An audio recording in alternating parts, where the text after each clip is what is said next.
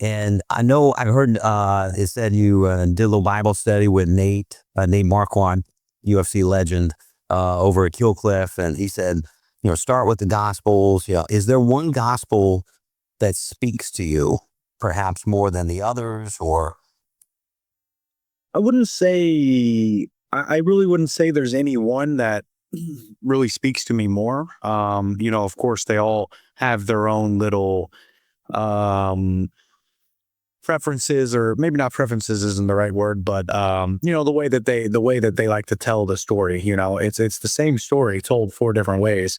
But they emphasize different things, I guess.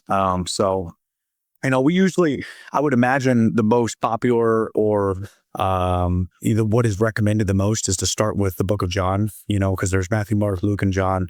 And I think that John is generally the most easily digestible from a new believer's standpoint. It's the one that tends to make the most sense, and I would imagine kind of uses less biblical language, because from I look at everything like a skill, building a skill. And I think that one of the reasons why back in the day there was people that were trusted, only with God's word, is because whenever you are new to reading the Bible, it can feel like a foreign language. It really can.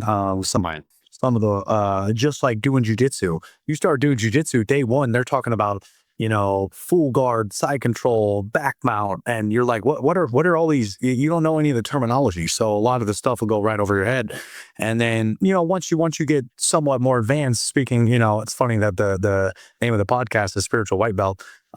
This is the perfect segue into all that, but is that once you become, get past white belt and you become blue belt, and now all the positions and most of the submissions probably. And then, as you get into purple belt and brown belt, you're learning all of the crazy names from everybody else's different, systems and stuff like that. You got the truck and the electric chair and all, right, little, transplanted Eddie Bravo stuff? Yeah. yeah, exactly. So, yeah, I think that John, the book of John, just kind of does probably a little is a little bit easier to understand, I think, than most. And that reason, that I would, if I had to choose one, it would probably be that is my favorite, book of the gospel.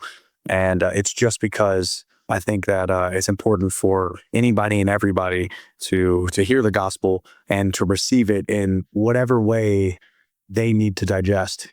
So if you're not ready for, imagine jumping into an advanced class on day one of jiu-jitsu, and they're doing freaking X guard scissor sweeps and stuff like that. You're like, what in the world? Like, it would be easy to deter you, to be like, oh, I could never learn that stuff. That stuff just doesn't make any sense.